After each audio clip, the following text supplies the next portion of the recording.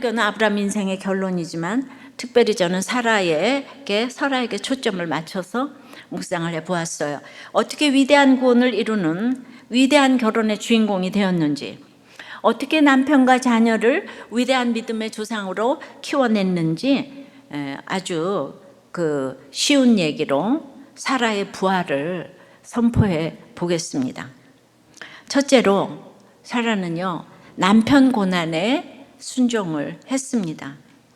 이 남편을 사모하는 이 고난은 원죄의 형벌이기 때문에 하나님의 명령은 벌을 잘 받는 것이 축복이며 그게 거룩을 이룹니다.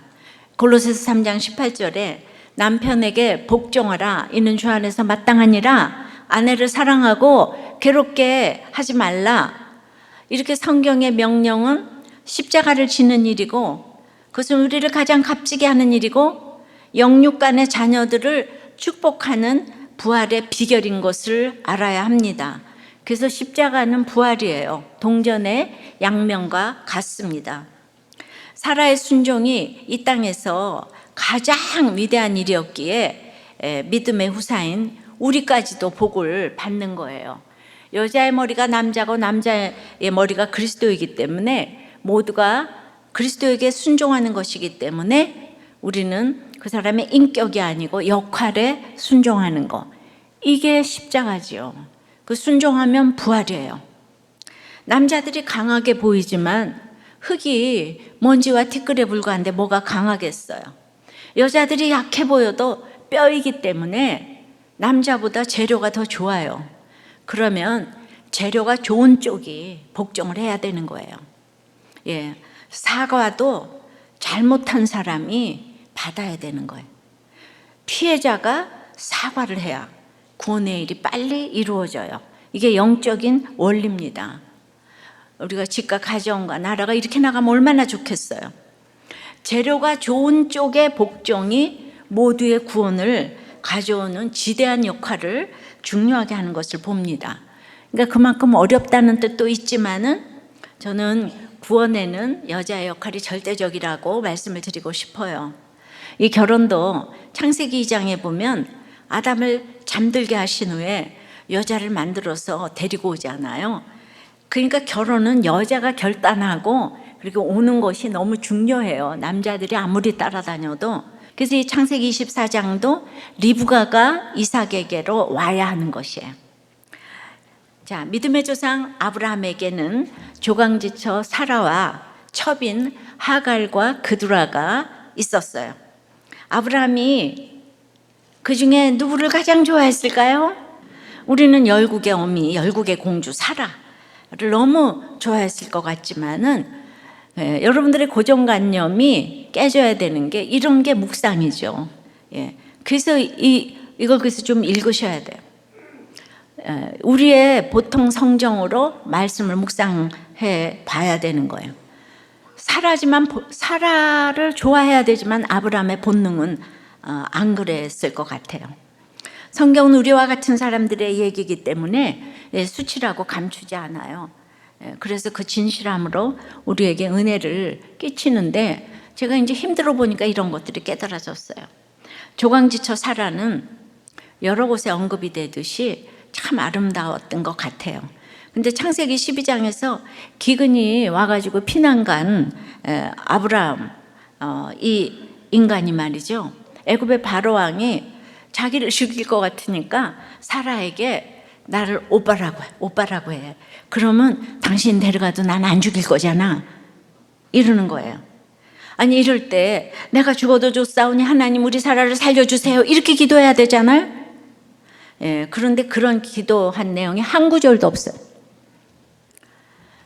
그러니까 이제 그 한 구절이 나왔지만 난 사라가 아브라함하고 살기가 참 힘들었을 것 같아.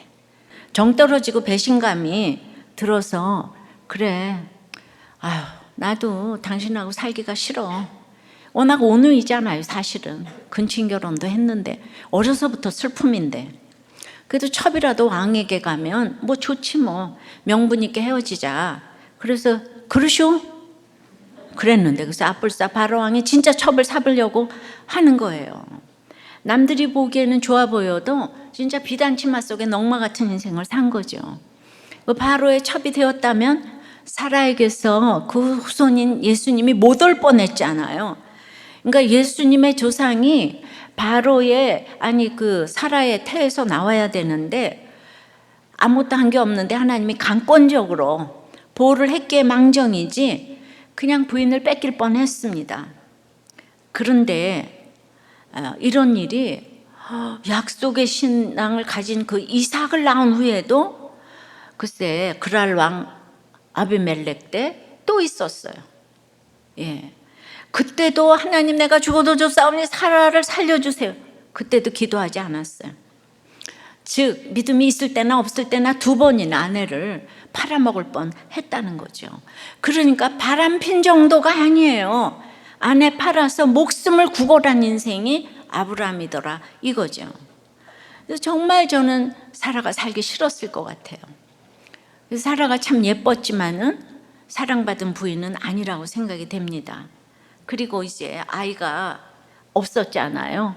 또 큰 고난이에요. 사라가 여종인 하갈을 아브라함에게 첩으로 들여보냈어요.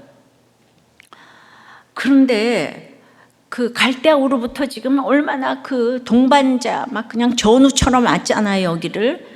근데 아이를 낳기 위해서 첩으로 들여보냈는데 아브라함이 인간이 그래서 하갈을 좋아했던 것 같아요. 그럴 수가 있어요? 그러니까 16년이나 같이 살면서 아들도 없는 자신이 하갈이 멸시했다 그랬어요. 사라를 뒷방늙은이로 놓고. 멸시했다는 거는 아브라함이 하갈을 좋아했다는 의미예요. 좋아하지 않으면 어떻게 이 사라를 무시를 할 수가 있겠어요. 그럼 생각해 보세요. 아브라함이 그 잘난 아들을 낳은 부인을 왜 싫어했겠어요? 예, 하갈을 그래서 이제 하갈이 사라를 멸시하니까 하여튼 이제 내쫓았어요. 하나님도 내쫓으라 그랬어요. 근데 이제 내쫓고 나서 또 한참 뒤에 여종 그두라를 또 얻어들이고 그리고 거기에서는 6명이나 자녀를 낳은 것을 보면 그두라에게는 그냥 문지방이 닳도록 드나들었나 봐요. 저는 이런 걸 띵하죠. 예. 여러분은 6명이다 그럼 뭘 알겠어요, 그죠? 근데 저는 온갖 그냥 드라마의 행간을. 그두라는 하갈과 같이 아브라함 집의 여종이었을 것인데 아브라함은 보니까 주로 여종이 편하고 좋았던 것 같아요. 예. 그두라는 향기와 유향이라는 뜻을 가지고 있는데요. 이삭을 낳은 후에 그 믿음으로도 그두라를 첩으로 얻어들인 것으로 본다면 저는 사라의 그 마음이 아주 참담했을 것이라고 여겨집니다. 25장 1절에 그래서 아브라함이 후처를 맞이하였으니 그의 이름은 그두라라. 근데 이 얘기를 역대상 1장 32절에 보면은 첩으로 묘사가 돼 있어요. 그리고 오늘 25장 6절은요 이 서자들을 첩들의 아들이라고 이제 다른 성경에 또 소실 그렇게 표현되어 있는데 이걸 이제 칼빈이 어떻게 해석을 했냐면 아브라함이 하갈 내보내고도 첩을 더 두었다. 예. 그러면은 이 첩이라는 말은 뭔가 하면 사라 생존 시에 일어났다는 거예요. 생존 시에 첩을 얻었다는 거예요. 그걸 첩이라고 그래요. 이 얘기는 아브라함이 약속을 떠나서 아직도 이 세상을 굉장히 좋아하고 있다는 뜻이에요. 게다가 아브라함은요, 자기들을 버리고 떠난 조카 롯을 구하겠다고 또 북부 연합군을 이제 물리치러 출전했잖아요. 근데 워낙 본토 친척 아비 집을 떠나라 그랬는데 그때 친척인 롯을 데리고 떠났어요. 그때도 말 안 들었어요. 근데 핏줄이 그냥 중요한지 그 롯이 배반하고 그게 다 떠났는데도 롯을 구하겠다고 가서 소돔에 가서 죽었으면 사라가 청산가부 될 뻔했잖아요.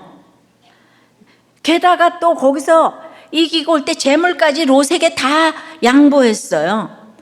그러니까 본가일이라면 물불 안 가리고 앞장서는 이 남편들 때문에 우리 돌아버리잖아요.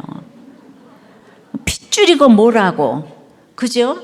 뭐 요새는 뭐 남편만 있는 게 아니고 처가, 예, 그냥 자기 뭐 요새는 핵가족이라서 그냥 전부 처갓집 위주로. 예.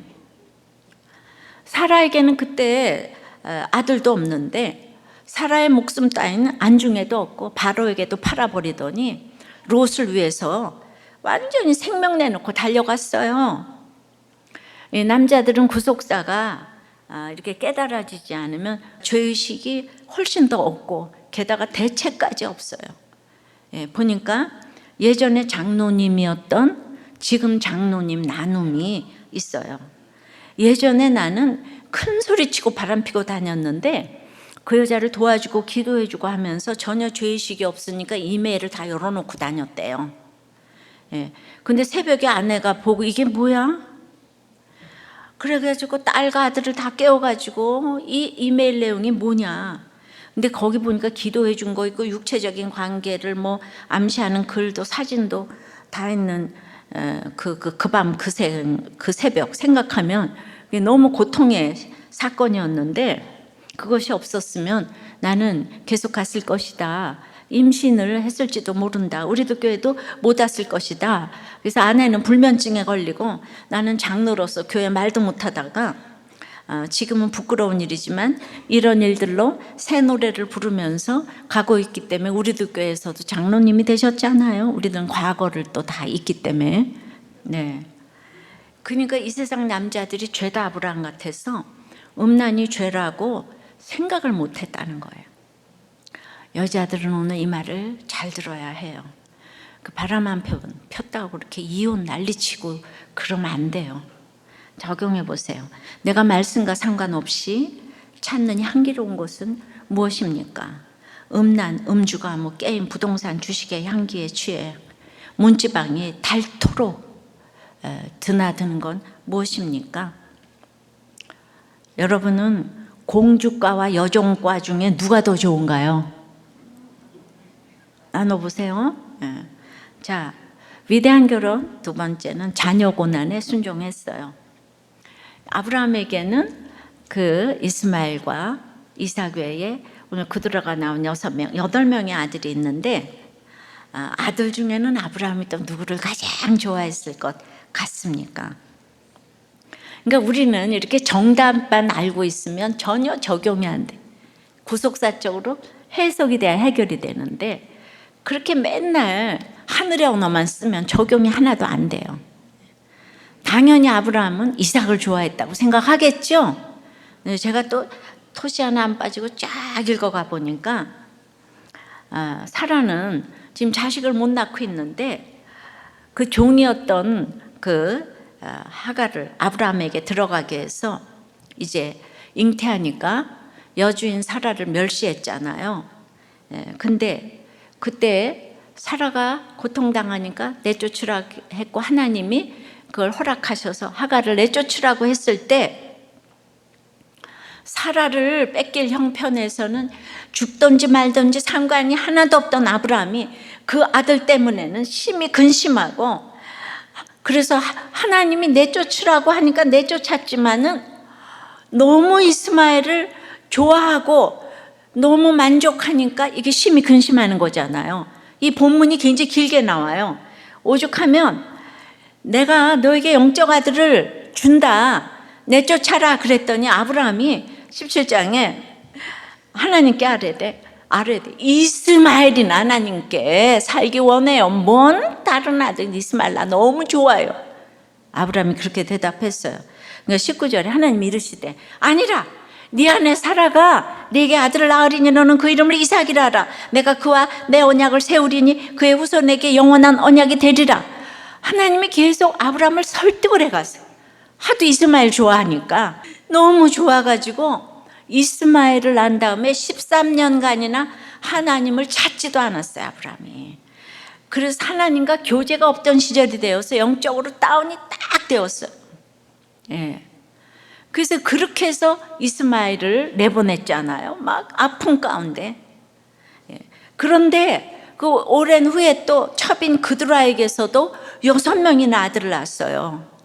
근데 이제 하갈을 이스마엘 내보낼 때 내가 너로 큰 민족을 이루게 하리라 약속을 주셨어요. 지금 모슬렘 이런 아랍 계열이 아주 큰 민족이 됐잖아요. 이스마엘의 후예가. 그래서 큰 민족을 이루게 하리라 이 약속을 사명감으로 받았기 때문에 첩을 얻어서 합리화를 시키면서 6명이나 자녀를 낳았을까요? 근데 왜 첩은 그렇게 자식을 쑥쑥 잘 낳죠? 전 그것이 알고 싶어요. 물론 하나님께서 허락하셔서 이 땅에 주신 자녀이지만 이 첩들이 낳은 자식들은 한결같이 튼튼하고 건강했지만은 약속의 자녀가 되지 못했어요. 이거 문자적으로 듣지 마세요. 그럼에도 이스마엘 얘기가 성경에서 이렇게 많이 할애된 것은 잘난 자녀가 안 믿는 고통이 너무 컸기 때문이에요. 잘난 자녀가 안 믿어요. 이스마엘은 지금까지도 안 믿으면서 전 세계를 괴롭히고 있는 빈라덴의 조상이 돼가지고, 그래서 이제 이스마엘 후에 이삭이라는 약속의 자녀를 주었지만은 이게 그렇게 믿어지질 않는 게 이삭을 보면 비실비실하고 연약하고 이스마엘과는 여러 가지로 비교가 안 되는 거예요.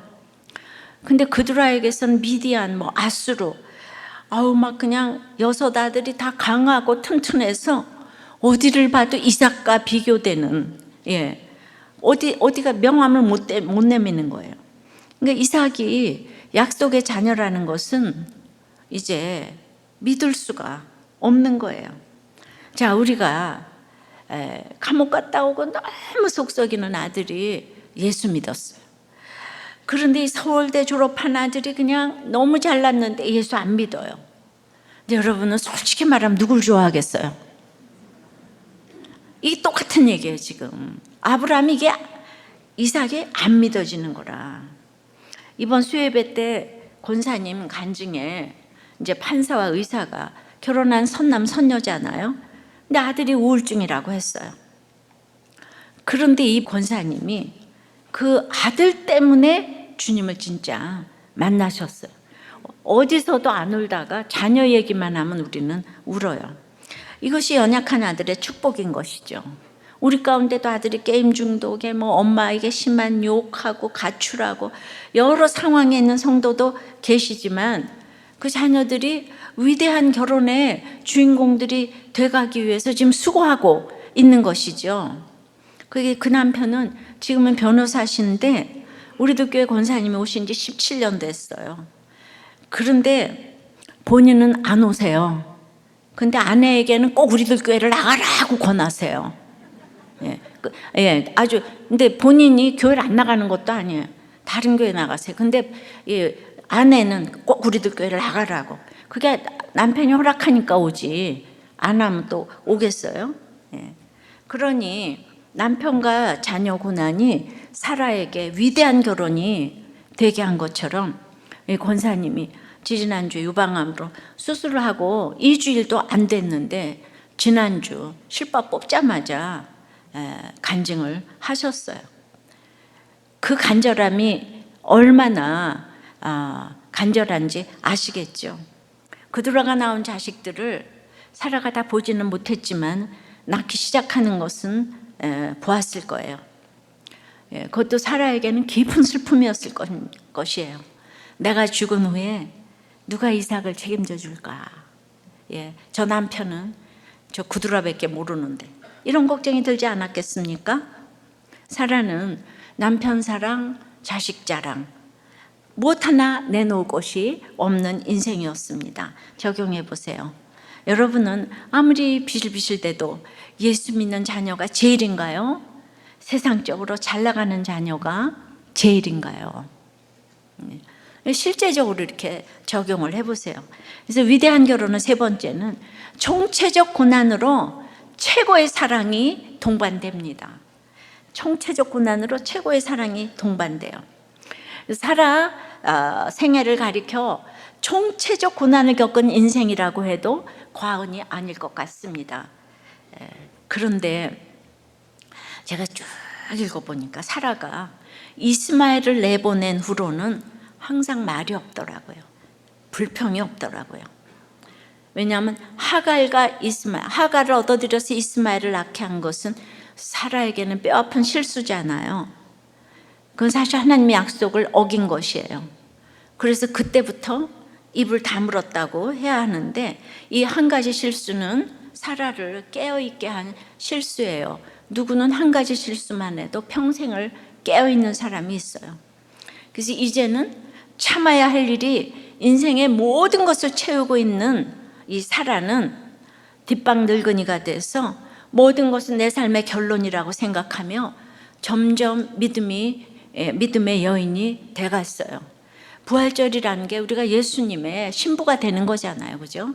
그러니까 사라도 예수님의 신부가 돼가니까 점점 어마어마한 분의 부인이 되니까 아브라함의 사랑이 이 밑으로 보이는 거죠. 그러니까 이 모든 것들을 자발적으로 인내를 해갈 수가 있게 된 거예요. 그러니까 끝도 없이 그두라, 자녀들, 이삭의 비실비실, 그리고 또 이삭을 죽이러 간다고 그랬잖아. 번제 드린다고. 별꼴을 다 당했어요, 지금. 계속 눈만 뜨면 아브라함이 여기저기 이사 댕기고 그냥. 그런데다가 90세에 이삭을 낳고 127세에 그 사라가 죽었는데, 그때의 비실비실한 이삭이 장가가는 것도 못 보고, 우리가 생각하기에는 속만 끓이다 간 것 같지만 전 세계가 그녀를 열국의 어미로 추앙하는 것은 이런 총체적 고난 속에서 그녀가 진정한 사랑의 의미를 가르쳐 주었기 때문이에요. 23장 1절에요. 사라가 127세를 살았으니 이것이 곧 사라가 누린 햇수라.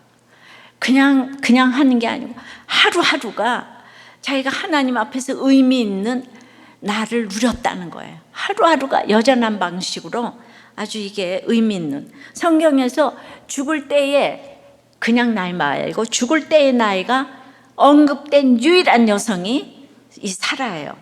127세는요 그 옛 랍비들의 해석인 미드라시에 따르면 상징으로 보고 100은 많은 나이, 20은 아름다움, 7은 흠없음을 상징해서 나이가 많아도 아름답고 흠없을 수 있다고 표현한 수래요. 그러니까 사라 전에는 여자가 거의 남편들의 종속물 외에 다른 것으로 거의 언급된 적이 없는데, 사라가 열국의 어미로 불리우는 이 최초의 여성이 된 것이죠. 근데 2절에 보면 그 사라가 가나안 땅 헤브론 곧 기럇 아르바에서 죽음에 아브라함이 들어가서 사라를 위하여 슬퍼하며 애통하다가, 아주 헤브론 하면 이건 여러분들 기억하셔야 되는 약속의 땅이에요. 지금 아브라함은 그라를 거쳐 부엘세바로 이주를 했었는데 사라는 헤브론 땅에서 죽었대요. 그러니까 지금 따로따로 살고 있는 거죠. 사라는 약속의 땅에서 살고 있는데, 아브라함은 지금 이제 딴 데서 살고 있어요. 그러니까 헤브론에서 사라가 죽었다는 것은 아브라함에게 그 약속을 상기시켜주는 중요한 역할을 지금 했습니다. 그래서 열국의 어미예요. 이 최고의 사랑은 약속을 상기시켜주는 사람이에요. 엄마든 아버지든. 사라가 약속의 자녀가 아닌 이스마엘을 내쫓으라는 말은, 자기가 비록 실수는 했지만 이스마엘은 구원을 위해 내보내는 구속사적인 적용을 한 것입니다. 그러기에 그때부터 자기의 욕심을 다 내려놓고 30년이 훨씬 넘도록 사라는 어떤 불평도 하지 않았어요. 이스마엘을 인간적으로 내보낸 게 아니에요. 그래서 욕심을 딱 내려놨어요. 그런데 그녀가 마지막에 죽은 헤브론은 아브라함과 다윗을 거쳐서 예수님이 십자가에 못 박히신 이 골고다 약속의 땅, 예수님이 정말 십자가 지고 죽으신, 그러니까 약속의 땅에 가장 중요한 그 땅인 거죠. 아브라함에게 그 중요한 창세기 13장 18절에 그 약속을 상기시키는 아주 중요한 땅이고, 그 역할을 사라가 하고 간 거예요. 자, 헤브론, 갈렙의 헤브론, 그 중요한 사람의 헤브론을 늘 이렇게 이제 창세기를 여러분들이 1권서부터 5권까지 읽으셨으면, 그러니까 지금 이 얘기가 여러분 이해가 되셔야 되는데 얼마나 이해가 되실지 모르는데, 제 책을 좀 꼼꼼히 좀 읽어보시면 자다가도 떡이 생길 줄 믿습니다. 성경을 알아야지 풍성하게 적용이 되죠. 그러니까 이제 헤브론에서 죽었잖아요. 그러니까 아브라함이 딱 깨달았어요. 3절에 그 시신 앞에서 일어나서 나가서 해족속에게 말하 이르되 나는 당신들 중에 나그네에 거류하는 자이니 당신들 중에서 이제 내게 매장할 소유주를 주어 내가 나의 죽은 자를 내 앞에서 내어다가 장사하게 하시오. 그라를 거쳐 부엘세바로 이주했었던 아브라함은 이제 사라로 인해 창세기 13장의 그 약속의 헤브론 땅을 기억했어요. 그리고 매장지로 확정했다는 표현이 나와요. 확정했다는 그 23장에. 또 창세기 15장의 그 약속을 믿고 너희들이 애굽으로 가도 4대 만에 돌아오겠다 그 약속을 하셨어요. 네. 그랬을 때 돌아오면은요 땅이 있어야 되잖아요. 근거가 있어야 되잖아요. 그러니까 해족속이 공짜로 주겠다 그러는데 3번이나 나는 돈 주고 사겠다, 돈 주고 사겠다 해서 이 매장지를 값을 주고 확정을 했습니다. 즉 정신 차리고 믿음의 조상으로 자리매김을 이제 한 거죠. 사라가 오직 믿음으로 한 말, 이스마엘 내쫓으라와 헤브론 땅에서 죽은 그 태도, 이거가 약속을 상기시켜 주었다는 것을 깨달았어요. 사라가 아브라함을 주라 칭하여 복종한 것 같이 선을 행했다고 한 것 같이 결혼의 목적 행복이 아니고 거룩이기 때문에 거룩한 부녀가 된 사라를 보면서 남편 고난, 자녀 고난, 정체적인 고난의 때마다 사라가 순종을 했기 때문에 결정적일 때 사라 말을 듣는 지금 아브라함을 보게 됩니다. 그러니까 사라가 죽기까지 아브라함이 돌아오지 않았잖아요.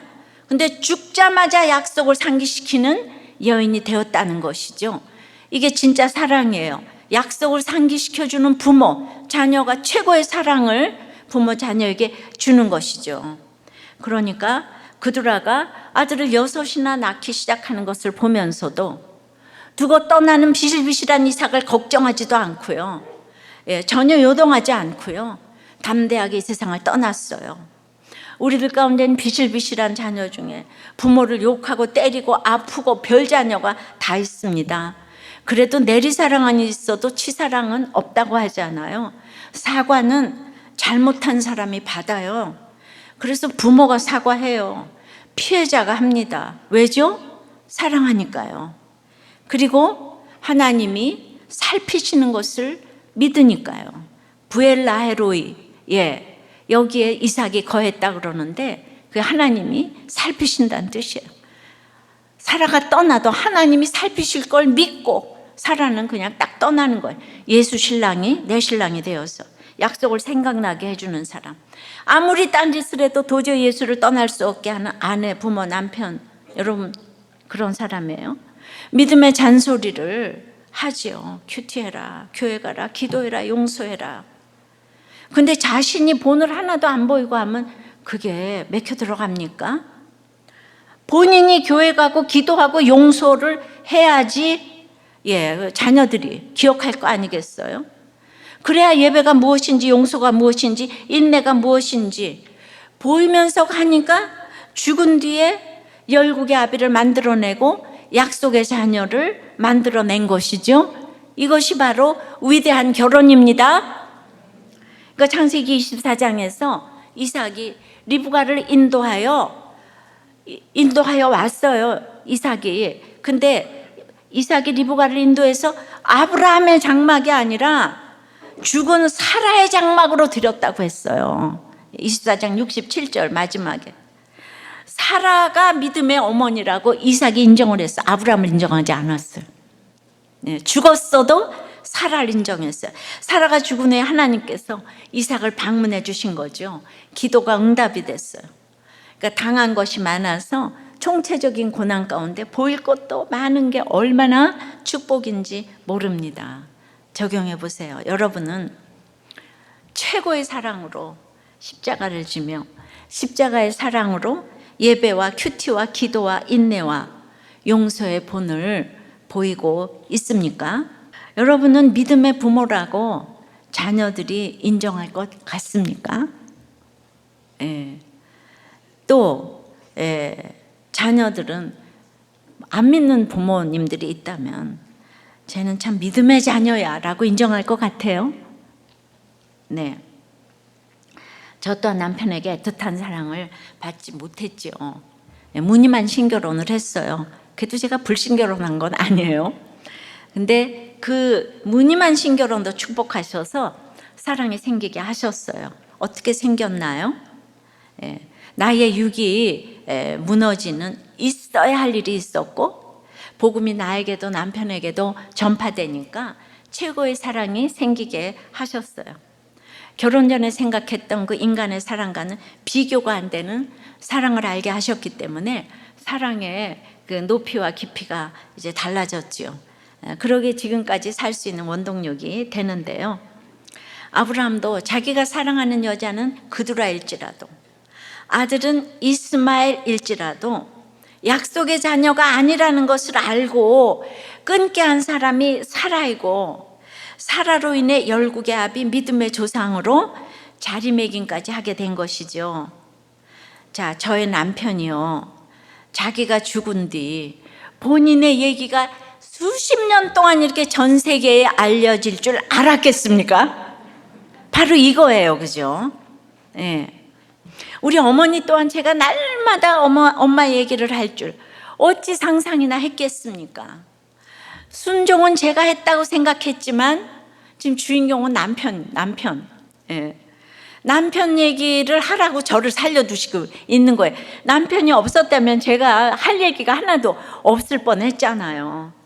예. 그러니까 이게 옳고 그름이 아니라 우리 부부 가운데 구원을 이루는 다툼이 있었기 때문에 그 다툼이 큰 소망을 지금 이루어냈죠. 이렇게 결국 사라의 약속 있는 사랑으로 아브라함이 죽으면서 가장 비실비실한 아들, 약속의 자녀인 이삭을 알아보고 장대 같은 그 7명의 아들과는 구별되는 적용을 하고 죽었어요. 어떤 적용을 했을까요? 25장 5절 6절입니다. 아브라함이 이삭에게 자기의 모든 소유를 주었고 자기 서자들에게도 재산을 주어 자기 생전에 그들로 하여금 자기 아들 이삭을 떠나 동방 곧 동쪽 땅으로 가게 하였더라. 글쎄, 이 비실비실해 보이는 이삭에게는 자기 모든 소유를 주고 서자들에게는 재산을 주었대요. 인간적으로 들으면 자식들 갈라놓는 아버지가 아닌가 하겠지만은, 그래서 성경을 구속사로 읽는 것이 필요합니다. 겉으로는 남자답고 다 멀쩡한 아들이지만 이 6 아들은 구원과는 상관이 없는 아들이었다는 것을 분별했어요. 그러니까 우리가 야곱도 요셉이 너무 훌륭하니까 유다가 예수님의 직계조상이라는 것을 마지막까지도 요셉이지 그 분별이 안 되는 거예요. 그러니까 아브라함도 이삭이 너무 형편없어서 분별이 안 돼. 그랬는데 사라가 죽은 다음에 이걸 분별했어요. 그래가지고 이제 저것들은 구원받지 못하는구나. 지금까지 구원받지 못했어요. 그래서 이 소유라는 것은요, 뭐 동산 뭐 이렇게 그것도 뭐 살 것도 있겠지만 믿음의 유산을 말하는 거예요. 소유. 거기 믿음의 유산이 들어가 있고, 이삭이 너무 연약하니까 그 믿음을 지키기 위해서 서자들에게는 물질을 주었다는 거예요. 이 8 아들 중에서 그 비실한, 연약하고 비실한 아들 한 사람만 확실히 구원받았다는 것을 분별하고 그 믿음을 지켜주기 위해서 최선을 다했는데, 그 믿음 없는 아들들은 돈만 주면 되는 거예요. 돈만 주면 이삭을 괴롭히지 않는 거예요. 그래서 약속의 자녀를 멸시하고 자기 주제를 모르고 이제 사라와 이삭을 희롱하고 멸시한 서자들에게는 돈을 줘서 내보내는 거예요. 여러분, 이게 굉장히 중요한 의미를 띠고 있어요. 사랑하는 자녀들에게는 이 돈을 안 줘야 되는 거예요. 정말 사랑하지 않으면 돈을 주는 거예요. 이 땅의 축복된 결혼은 한 남편 한 아내로 자리매김 위하여 숱한 고통을 치러내는 전쟁에서 승리하는 것이기 때문에 위대한 거예요. 이 위대한 결혼에 위대한 사라가 있었던 것입니다. 위대한 돕는 배필이었기에 위대한 아브라함이 나온 거예요. 인간은 위대할 수 없지만 하나님이 위대하게 하셨습니다. 죽고 나면 영적 부모였냐 아니냐 이거밖에 남는 게 없어요. 살 수 없는 것을 살기에 위대하고, 우리 모두 사라의 후예가 돼가지고 우리도 교회는 위대한 결혼의 주인공들이 너무 많아. 그래서 정말 우리 서로 자축하면서 박수를 좀 치고 싶은데, 사라는 이 사랑받지 못하고 배우자에게 자식이 인정받지 못해도 이렇게 이제 남는 것은 사라처럼 믿음으로 바라보고 죽는 것입니다. 사라는 문제 많은 남편과 연약한 자녀를 최고의 믿음의 조상으로 둘 다 올려놓았어요. 아브라함은 8명 중에 자기 씨잖아요. 한 아들만 성공했어요. 근데 사라는 자기 남편, 자기 아들 모두를 100% 믿음의 반열에 올려놓았어요. 그러니까 주인공은 아브라함이 아니고 사라라는 걸 아시겠죠? 그러면 여자가 너무 중요한 역할을 하는 것입니다. 주님은 온유한 자는 복이 있나니 그들이 땅을 기업으로 받을 것이라고 말씀하셨습니다. 온유한 게 비폭력적인 사람이라고도 풀이할 수 있지만, 온유라는 말에는 무엇을 모으다라는 뜻이 있어요. 온유함은 내 삶에 존재하는 모든 것을 모으고 인정하는 거예요. 내가 고아이고 가난하고 과부고 부모가 바람 피우고 이 모든 걸 인정하는 거, 즉 나의 모든 환경에 맞다고 옳소이다, 이게 온유함의 극치예요. 온유함이 내가 아니고 바보라 그래도 네, 과부라 그래도 네, 이게 온유함의 극치인 겁니다. 모든 것에 말할 때마다 이걸 인정하는 거, 온유함의 극치입니다. 그러면 주님 말씀대로 넓은 땅을 차지하게 됩니다. 나를 깨트리셔야만 하는 하나님의 마음을 인정하는 것이 온유이고 최고의 사랑입니다. 별 인생이 없어요. 여러분, 막달라 마리아, 사라, 다 거기서 막상막하요. 그래도 막달라 마리아는 로마 병정하고 놀기나 했잖아요. 재미도 느꼈잖아요, 그죠? 사라는 이 뒷방에서 뭐 하는 거예요? 그러니까 우리는 누구 이렇게 비교할 것이 하나도 없습니다. 정말 사라가 예수 신랑 만나고 나서 남편의 사랑이 아무것도 아니라는 걸 깨달았어요. 그래서 사라가 위대한 게 아니라 하나님의 사랑이 들어가서 예수를 온몸으로 보일 수 있었죠. 이제 비로소 넓은 바다로 가는 거예요. 그러니까 담대하게 이 땅을 떠났어요. 이것이 객관적으로 가족을 보는 것이고 최고의 사랑이라는 거죠. 23장에 이런 매장지 부활 신앙의 배경으로 이제 아브라함이 매장지를 사고 분연이 일어났잖아요.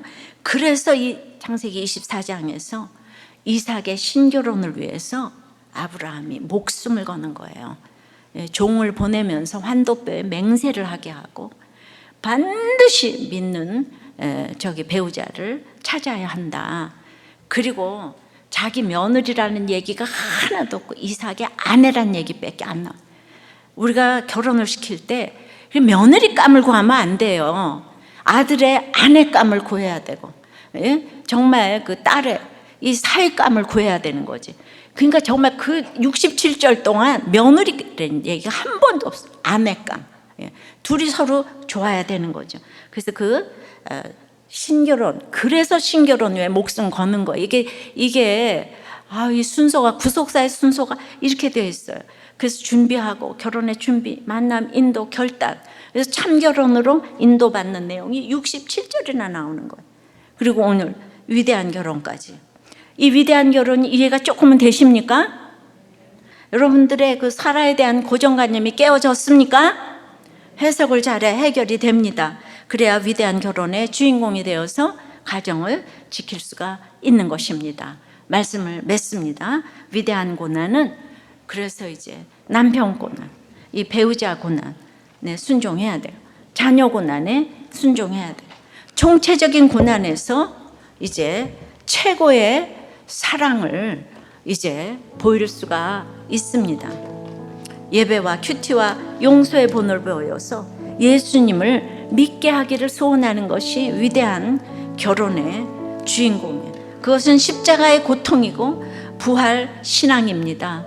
이제 우리가 비로소 이제 혼자서 우리 항해의 끝이 주님이 되는 이 살아 인생 우리가 살기를 원합니다. 기도할게요. 아버지 하나님, 이 땅에서 여러 가지로 정말 서러운 인생을 살다가 갈 뻔했는데 그냥 살기만 해도 위대하다고 하시니 이것이 너무나도 감사합니다. 주님, 참으로 내 한계를 인정하고 내가 형편없는 이 존재라는 것을 깨우치기 위하여서 우리에게 남편 고난, 자녀 고난을 주시는 것을 감사하게 생각하게 도와주시옵소서. 그러나 남편이 있을 때도 외로웠고 없을 때도 또 외롭습니다. 사라가 느꼈을 여러 가지 감정을 생각할 때 생각만 해도 가슴이 미어지는 것들이 있습니다. 그러나 그런 것들이 얼마나 나를 간절하게 하고 기도하게 하며 참되게 한 것은 그때마다 이 세상 사람과 별반 다름이 없는 것 같은 가치관 때문에 날마다 울 수밖에 없었습니다. 자꾸 깨어지면서 최고의 사랑을 알게 하신 하나님 영광 돌립니다. 아직도 완전하지 않은 것들이 너무나 많이 있어서 안타깝습니다. 그러나 내가 이 땅을 떠나도 주님이 내 자녀들을 살피실 것을 믿습니다. 주님, 우리가 위대한 것이 아니고 하나님이 위대하셔서 우리를 위대하게 하실 것이기 때문에 내가 죽은 뒤라도 우리 자녀를 주님께서 다 방문하게 해주실 줄을 믿습니다.